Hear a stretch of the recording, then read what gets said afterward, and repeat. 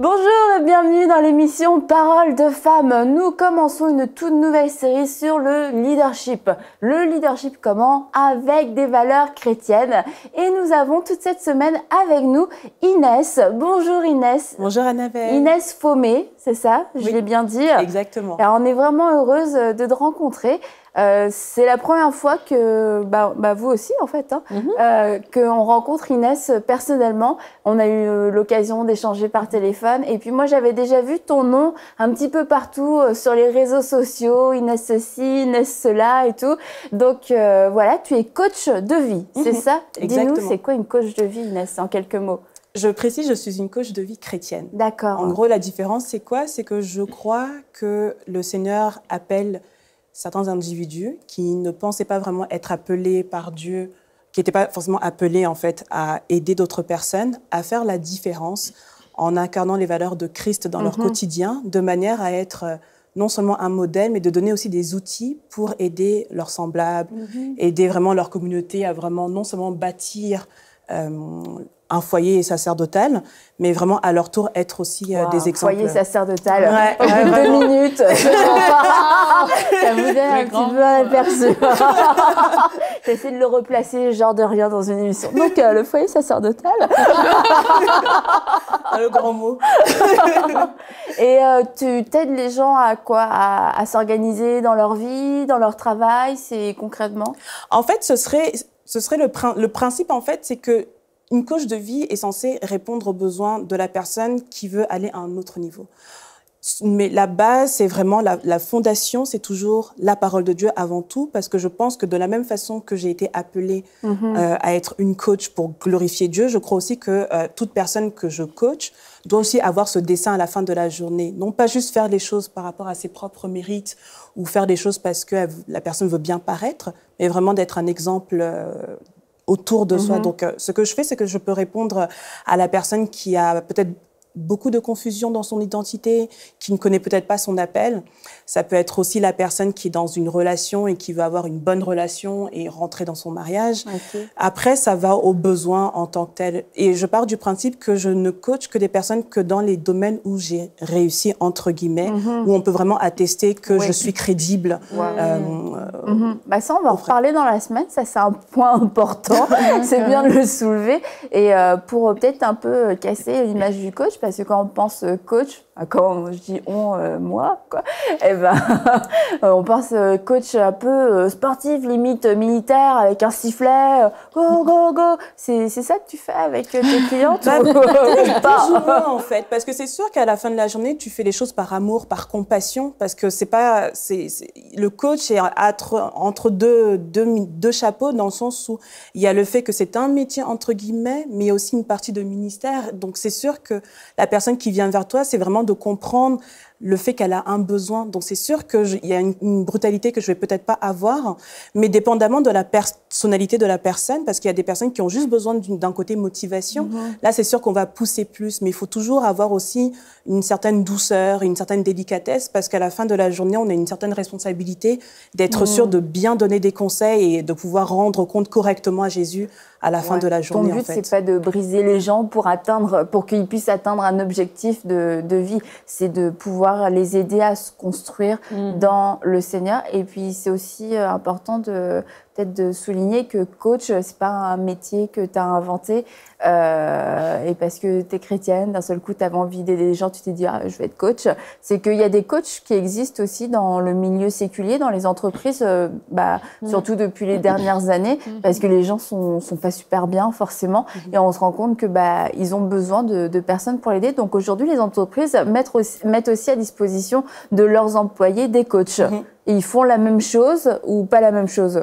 Je dirais que si on pourrait peut-être regarder d'un point de vue technique, je pourrais peut-être montrer d'un point de vue technique que ce que je fais pourrait peut-être se voir d'un point de vue séculier, mais on s'entend que la plupart de mes clientes, je leur mets à disposition le fait de prier.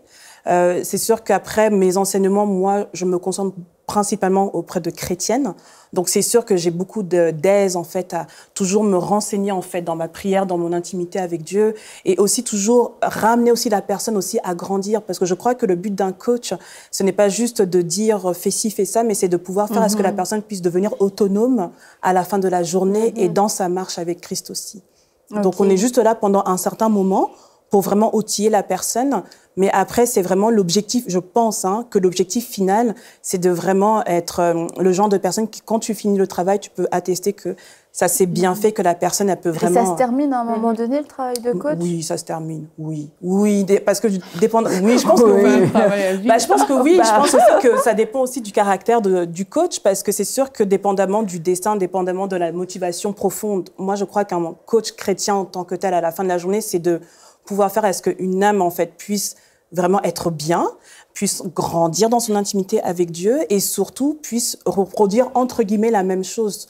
En fait, dans sa communauté, ce n'est pas de devenir indispensable. Je pense qu'un coach est juste là dans un domaine, dans un moment particulier. Et dès que, en fait, la solution a été donnée, préconisée ou quoi que ce soit, c'est aussi le moment de savoir dire adieu. Sinon, ça laisse place à de l'idolâtrie.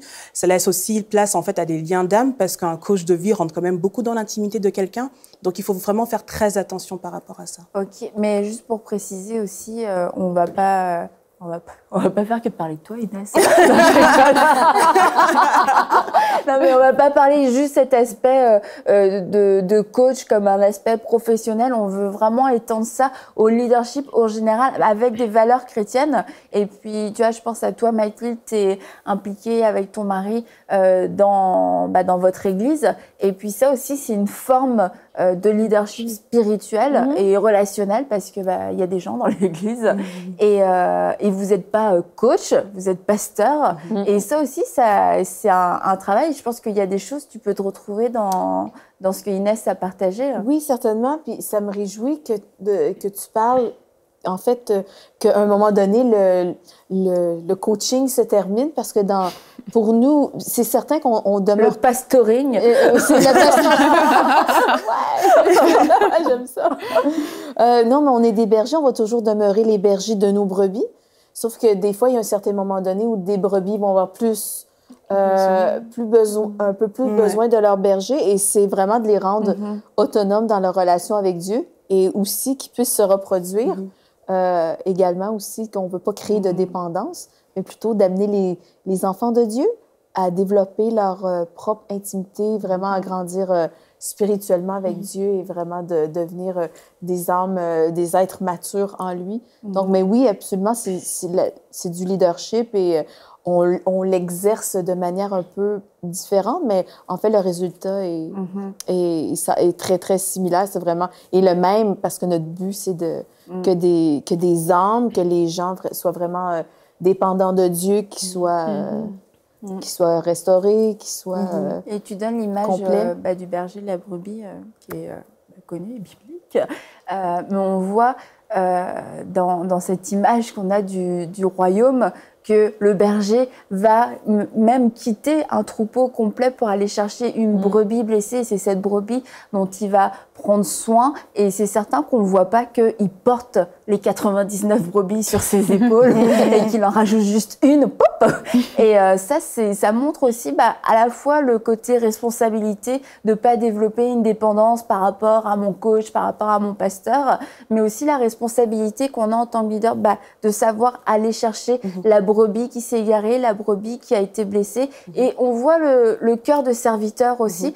Et il n'y a pas de leadership sans esprit de service et sans humilité. Et moi, je voudrais qu'au travers de ces émissions, on puisse examiner nous-mêmes dans la sphère d'influence que Dieu nous a donnée, qu'elle soit petite ou qu'elle soit grande, et puis de savoir pourquoi on le fait, pourquoi on veut le faire, comment on est arrivé là, et de s'assurer qu'on a les bons motifs. Parce qu'on va voir tout au long de cette semaine que on se reproduit, on peut être un modèle ne serait-ce que dans sa famille, pour un collègue de travail, pour un ami. Et si on a un faux modèle, si on est une contrefaçon de ce que Dieu a voulu faire, on est en train de transmettre quelque chose qui est biaisé, une image qui est fausse. Et c'est dommage, c'est notre responsabilité à nous. Et et oui, c'est ça que je voulais dire en fait en premier lieu, c'est qu'aujourd'hui, leadership, leader, c'est vraiment un mot qui est super à la mode, même le mot coach. Sur les réseaux sociaux, il y a plein de gens qui se sont auto-proclamés coach, et c'est pour ça que je trouve ça intéressant que tu dises, bon bah moi je me permets d'intervenir dans les domaines où moi-même j'ai réussi, où moi-même j'ai trouvé des solutions, où moi-même je peux être... on peut regarder ma vie, on peut dire ok, ça c'est cohérent, parce que aujourd'hui il y a des gens et c'est pas pour condamner, mais c'est pour aussi être vigilant, savoir ce qui se passe et savoir ce qui est vrai, avoir un peu de discernement, que c'est pas parce qu'on suit quelqu'un sur Facebook que voilà, c'est qu'on est obligé de tout prendre sans examiner, sans rien faire. Et il y a beaucoup de gens qui sont autoproclamés sur les réseaux sociaux, parce que sur les réseaux sociaux, il n'y a pas besoin d'autorisation. Je crée mon nom de page, je mets mes photos, je mets mes vidéos, etc. D'un seul coup, je deviens... Pas besoin d'être pris, approuvé par personne. Oui, c'est ça. J'ai pas le droit de prêcher dans mon église, mais j'ai le droit de prêcher sur Facebook. Et sérieusement, oui, c'est vrai, on a le droit. Mais si ton pasteur t'a pas approuvé parce que tu as des gros problèmes de caractère, mais du coup, tu te serves... Oui, c'est ça, tu t'en vas sur Facebook pour pouvoir prêcher tes messages, et que il y a des gens qui te suivent, etc. Tu peux te dire c'est peut-être Dieu qui m'approuve, ou c'est peut-être juste le système actuel qui fait que tu as une visibilité, donc forcément il y a des gens qui vont te voir et des gens qui vont te suivre, et il faut faire attention justement à pas emporter les gens vers tout ça. Puis je pense en plus tu es encore jeune, etc. T'es dans c'est pour ça que j'ai dit, moi j'ai déjà entendu parler de toi, parce qu'on entend, j'ai vu ton nom sur différents réseaux, mais tu sais, j'ai vu aussi d'autres noms qui ont circulé. Et puis, c'est comme un espèce de réseau, je dirais. C'est surtout des femmes africaines dans la trentaine qui commencent à parler, à s'adresser, à adresser des vraies choses. Et puis, quelquefois, il y a des choses, tu vois, ça, c'est un petit peu bizarre. Et toi, quel est ton conseil, en fait, par rapport à ça? C'est une excellente question, et je suis vraiment très d'accord avec ce que tu dis, dans le sens où il devrait y avoir beaucoup de cohérence entre ta façon d'être dans ta vie intime, privée, à l'église, et avec ce que tu projettes sur les réseaux sociaux. C'est pour ça, moi, je pense qu'il faut avoir beaucoup d'intégrité et qui est vraiment une concordance, dans le sens où moi, personnellement, je suis très impliquée dans mon église, même avant de venir enseigner-moi. J'en ai parlé à mes pasteurs. C'est pas quelque chose que peut-être d'autres personnes feraient, mais moi, je pars du principe que ce sont mes autorités. Et je fais partie de MC Canada, donc c'est important de comprendre cette obéissance. Et de la même façon aussi, c'est que c'est aussi important en tant que si le coach, pour moi, c'est vraiment d'abord quelqu'un qui a d'abord eu un certain brisement, un certain caractère qui a été forgé et modelé par le Seigneur. Et je pense que c'est important dans une église, en fait, d'avoir son caractère qui est travaillé. Moi, je crois que c'est important d'avoir vraiment montré des fruits dans son service, quand personne ne nous regardait, quand justement, l'objectif n'était pas forcément qu'on nous voit, mais c'était vraiment pour bâtir le royaume de Dieu là où on est. Et une fois qu'on a une certaine continuité, qu'on a une certaine fluidité dans notre intimité avec le Seigneur, et que justement Dieu nous dit je te fais confiance, là on peut se permettre, entre guillemets, de pouvoir aller, pouvoir parler à plus de personnes. Mais je crois que c'est toute une question d'humilité, comme tu disais, et une question en fait de travail, de savoir travailler dans l'ombre, de savoir le pourquoi on fait les choses. Moi, je pars du principe que c'est déjà quelque chose que je faisais avant les réseaux sociaux. S'il n'y avait même pas eu les réseaux sociaux, je le faisais déjà à la base. Donc les réseaux sociaux ne sont que la continuité de ce que je faisais déjà. Facilite, exact, ça facilite la tâche en fait. Et ça, c'est pas parce que t'as pas, vas-y. Le pourquoi là, pour moi, c'est fondamental. Parce que effectivement, avec Facebook, avec les réseaux sociaux, n'importe qui peut se lever et prendre sa caméra. Et on a vu ça, on a vu des choses qui émergent comme ça. Et parfois, c'est par désir de bien faire. C'est pas forcément... Je pense pas que les gens qui font ça le font... Bon, peut-être pas tous, mais avec des mauvaises pensées. Oui, il n'y a pas forcément un mauvais cœur. Parfois, c'est par désir de bien faire, mais se poser la question, pourquoi je fais ça? Il y a des personnes, si la motivation, c'est juste gagner sa vie, pour moi, c'est pas correct, c'est pas juste. Parce que, au-delà surtout des chrétiens, au-delà du simple, voilà, aujourd'hui, je peux aussi m'exprimer, il faut aller chercher plus loin. Ça prend des expériences, je suis passée par là, ça veut dire que j'ai vécu des choses, j'ai été tenace. J'ai pu m'en sortir avec le Seigneur et voici le fruit que cela a produit. C'est pas juste, je me lève et je pense que c'est un bon moyen de gagner ma vie. Je pense que j'ai un message à apporter, donc je vais le dire. Non, ça prend quand même beaucoup plus que ça et ça prend même des crédits qui ne sont pas personnels, qui ne sont pas autoproclamés. Ça prend des crédits qui viennent des personnes à l'extérieur qui voient ce potentiel en nous et qui disent « mais je pense que tu ferais ça bien. Je pense que toi, tu serais un bon coach, par exemple, vu qu'on parle de ça. Mais si c'est autoproclamé, je pense qu'il faut quand même se poser des questions quelque part par rapport à ça. » D'ailleurs, comme tu disais, Aurélie, dans Proverbe, il y a un passage qui dit « Ne prends pas la place des grands, mais attends qu'on te dise « monte ».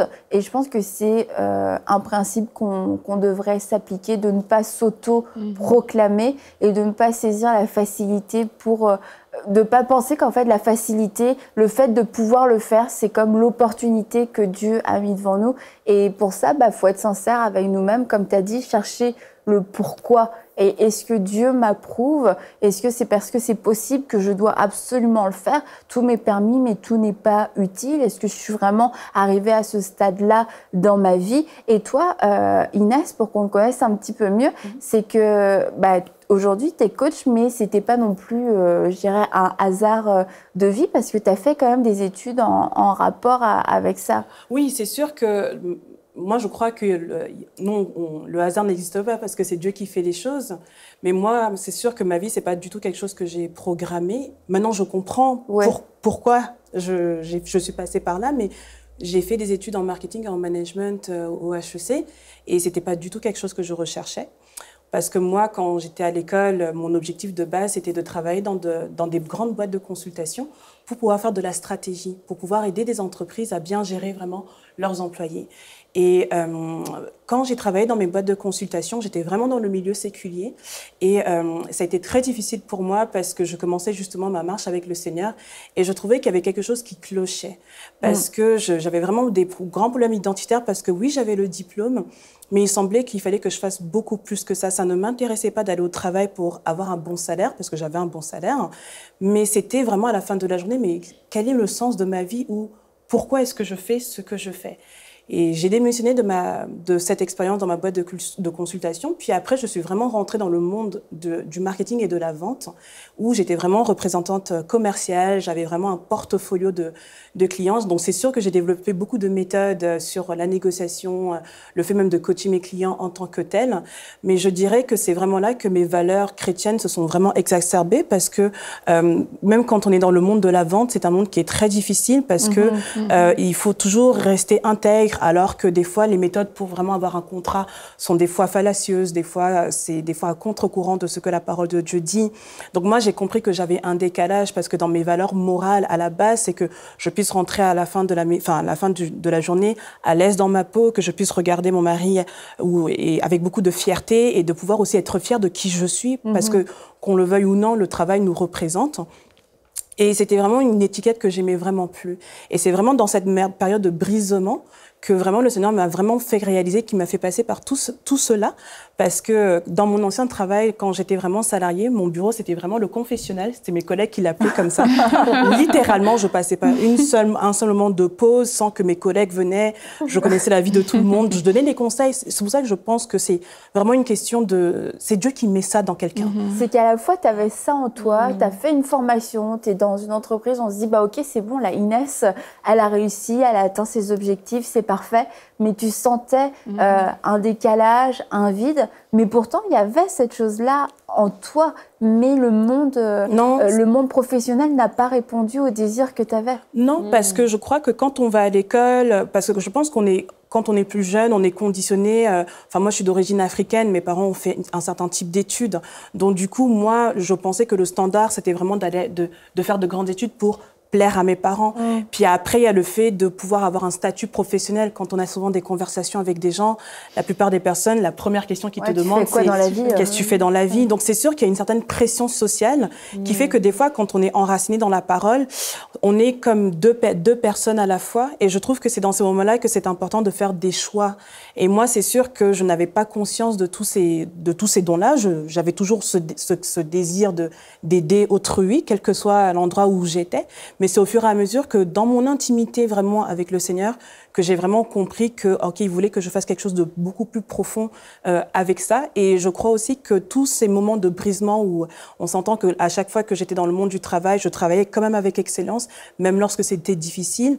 Je crois qu'il y a cette période de test par lequel il faut passer pour qu'il comprenne si je peux lui faire confiance à cette femme-là, si en fait, quand je lui donnerai vraiment l'appel qu'elle est censée avoir, si elle est vraiment capable d'être ma porte-parole sur Terre, en fait. Et sans compromettre sans compromettre qui il est, exactement. Est-ce que quand même tu as été surprise quand tu es arrivée dans le monde du travail et que normalement ça aurait dû être, en tout cas le début de l'apogée pour toi, est-ce que tu as été surprise du clash que tu as eu entre ce que tu avais imaginé, ce que tu pensais? Oui, parce que normalement, c'est ça, un diplôme prestigieux comme le tien, exactement. Ça apporte une certaine fierté, un sentiment d'accomplissement. Et puis pour toi, c'était genre le néant total. Ça a été la catastrophe. Ça a été la grande catastrophe. C'est fou parce que je suis contente d'être passée par là, mais moi, mes valeurs sont trop importantes en fait. Donc du coup, ça a été la désillusion dans le sens où j'ai commencé à travailler comme une forcenée. Je travaillais des grandes heures de travail, puis j'avais pas vraiment de reconnaissance. Je viens de loin, je suis d'origine africaine, je suis venue d'Europe. Donc moi, dans ma tête, je me disais que si je venais ici, j'allais vraiment grandir et être vraiment reconnue comme quoi j'ai vraiment fait de bonnes études. Et c'était pas du tout ça. Au contraire, plus je rentrais en expérience et en excellente, et plus j'étais persécutée. Donc j'avais compris que le monde séculier, ça n'allait pas fonctionner parce que justement le fait en fait, je crois que quand on est une femme en Christ, on doit comprendre que nous sommes, comme on dit la parole, nous sommes dans le monde, mais nous ne sommes pas de ce monde. Et c'est important d'être consciente, de comprendre qu'on sera toujours à contre-courant des choses. Et moi, c'était quelque chose que je n'avais pas saisi quand j'étais à l'université ou que j'allais commencer mes premières expériences de travail. Et c'est là que je me suis toujours posé la question, il y a quelque chose qui cloche ici, il y a quelque chose qui cloche, qu'est-ce que je fais? Et aussi le temps que de toutes les manières, je n'avais pas la réponse de Dieu, il était sûr et certain que j'allais toujours donner l'excellence, mais en même temps, je ne pouvais pas ne pas répondre non plus à cette question, en fait, parce qu'à la fin de la journée, ce pourquoi je fais les choses, c'est pour glorifier son nom.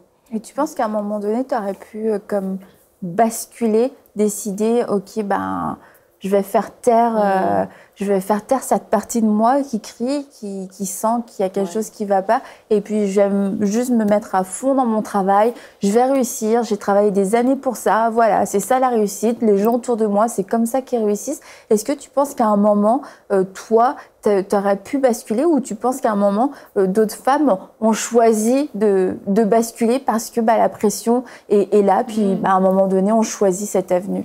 Je pense que c'est tout le thème de cette émission qui parle de leadership. Il fallait le dire au début. C'est vraiment une question d'influence. Et moi, je sais que quand j'ai commencé justement dans l'univers du travail, c'est là que j'ai aussi accepté le Seigneur et que j'ai été très impliquée dans mon église. Donc, c'est sûr que par rapport à ça, j'avais vraiment un bon environnement qui m'aidait à avoir un certain discernement par rapport aux choses. C'est pour ça que j'aime beaucoup parce que pour moi, le leadership, c'est vraiment juste la capacité d'influencer quelqu'un. Donc, ça dépend. Je pense qu'en fait, qu'une femme qui bascule, c'est juste une question, en fait, de savoir qui l'environne et qui l'influence en fait. De la même façon que quand on parle de la parole, on dit la parole, la foi vient de ce qu'on entend et ce qu'on entend vient de la parole de Dieu. Mais moi, je pense que c'est aussi pareil pour des paroles séculières. Plus on est influencé par des valeurs en fait qui ne sont pas chrétiennes, plus on bascule au fur et à mesure. Donc moi, je dirais que si je n'avais pas eu cette implication dans mon église, si je n'étais pas quelqu'un qui avait compris à quel point il fallait que je sois attachée à la parole, que je comprenne exactement mon identité, oui, j'aurais basculé. Moi, c'est ma réponse à moi, ouais. Heureusement que tu n'as pas basculé. Heureusement, et je pense que c'est le Seigneur. Oui, c'était une bonne question parce que je pense aujourd'hui, les gens sont tellement facilement influençables.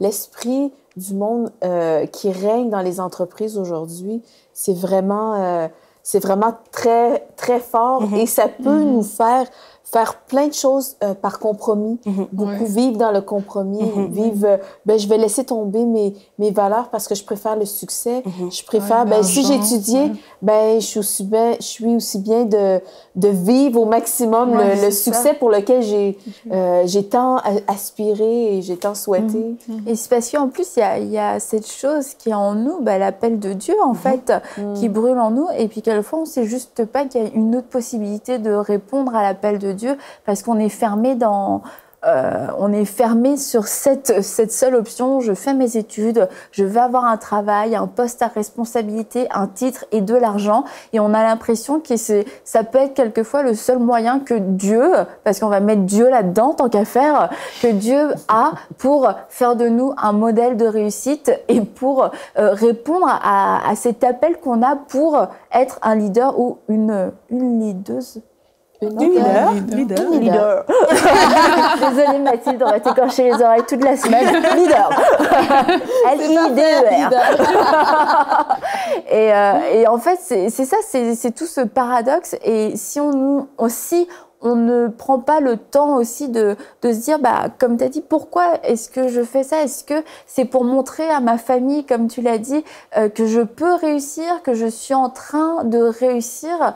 Bah, on va juste foncer tête baissée, et puis je pense que on va basculer dès le début parce qu'on n'osera même pas se poser des questions de profondes, parce que ça demande finalement de se réorienter, ça demande de remettre en question 10 ans de notre vie et puis tout notre avenir qui était si bien tracé, où l'argent coulait à flot et où c'était si facile finalement d'être reconnu, enfin en tout cas on le pensait. Et je pense que le brisement dont tu as parlé, c'est excellent. Non, mais c'est excellent pour purger nos motivations, parce qu'on peut avoir ce désir, on peut savoir que Dieu nous appelle à diriger, à influencer, mais si nos motifs ne sont pas purgés, on va penser que c'est vraiment la seule avenue que de réussir d'une manière professionnelle ou de réussir d'une manière ultra publique, et où la reconnaissance au-delà de l'argent va devenir un salaire. Mais en fait, on découvre que le leadership avec des valeurs chrétiennes, ça marche dans l'humilité, ça marche dans le secret, et puis ça n'amène pas forcément l'argent qui coule à flot et ni de la reconnaissance, mais ça nous amène l'approbation de Dieu. Et puis c'est ça que tu as cherché en fait après. Ce qui est le plus important à la fin de la journée. Puis je dirais même que quand on est le genre de personnes qui faisons d'abord les choses pour le royaume de Dieu, il donne en fait. Il donne pas selon notre façon de percevoir les fonds, mais il nous montre avec des petits clins d'œil que tu es dans la bonne marche, je prends soin de toi, il prend soin de nous parce que nous sommes ses enfants, et c'est parce que nous lui faisons vraiment confiance. On se met complètement à nu, et on sait que à la fin de la journée, nous avons vraiment combattu le bon combat de la foi, et il nous montre à travers des petits clins d'œil. Et je crois que c'est important pour un coach de comprendre la mission première, c'est vraiment de comprendre qu'à la fin, c'est de toucher une âme et de faire à ce qu'elle puisse rejoindre, vraiment grandir dans son intimité avec son Seigneur. Eh bien, merci Inès. On se retrouve demain pour une prochaine émission de Paroles de Femmes, toujours sur le même thème, le leadership avec des valeurs chrétiennes. Et on va découvrir comment découvrir son appel dans la prière et comment prendre le plan de Dieu, accepter le plan de Dieu, même si on a déjà nos plans tracés depuis bien longtemps. Ça se peut que le plan de Dieu soit différent pour vous. Donc, à demain dans une prochaine émission de Paroles de Femmes. Envoyez-nous votre témoignage à paroledefemmes@enseigne-moi.com.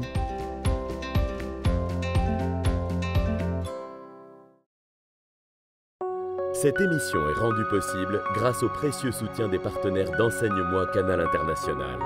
Retrouvez tous nos programmes sur enseigne-moi.com.